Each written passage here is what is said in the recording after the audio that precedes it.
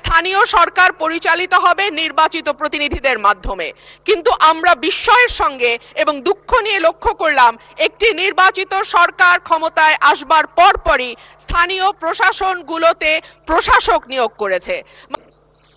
পরবর্তী বক্তা রুমিন ফারহানা, ব্রাহ্মণবাড়িয়া 2।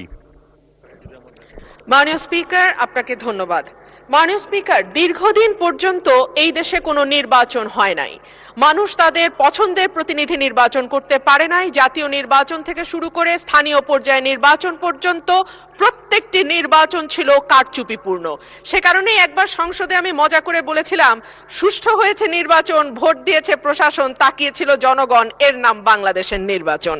তো মাননীয় স্পিকার, সেই জায়গা থেকে ৩৬শে জুলাই আমাদের জীবনে আসলো, কয়েক লক্ষ মানুষ রাস্তায় নামলো, কয়েক হাজার মানুষ চিরতরে পঙ্গু হলো এবং প্রায় ১৫০০-এর উপর মানুষ তাদের জীবন দিল যাতে মানুষ তার ভোটের অধিকার আবারও ফিরে পায়। এবং আল্লাহর কাছে অশেষ শুকরিয়া মাননীয় স্পিকার, একটি অবাধ, সুষ্ঠু, নিরপেক্ষ নির্বাচনের মধ্যে দিয়ে ত্রয়োদশ জাতীয় সংসদ গঠিত হয়েছে এবং আমি এই সংসদে একজন স্বতন্ত্র প্রার্থী হিসেবে নির্বাচিত হয়েছি। মাননীয় স্পিকার, সংবিধানের 59 অনুচ্ছেদের দিকে আপনার দৃষ্টি আকর্ষণ করছি।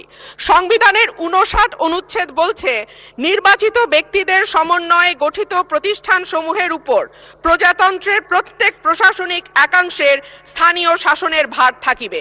সোজা বাংলায় বলতে গেলে স্থানীয় সরকার পরিচালিত হবে নির্বাচিত প্রতিনিধিদের মাধ্যমে, কিন্তু আমরা বিস্ময়ের সঙ্গে এবং দুঃখ নিয়ে লক্ষ্য করলাম একটি নির্বাচিত সরকার ক্ষমতায় আসবার পরপরই স্থানীয় প্রশাসনগুলোতে প্রশাসক নিয়োগ করেছে।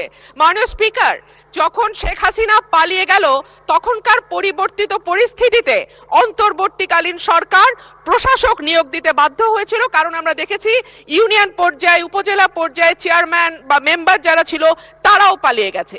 কিন্তু এই অবস্থা তো মাননীয় স্পিকার এখন আর নেই। এখন তো একটা সুষ্ঠু নির্বাচন দেয়া যায়। সেই জায়গায় আমরা দেখলাম দলীয় নেতা কর্মীদের পুনর্বাসন প্রক্রিয়া শুরু হয়েছে।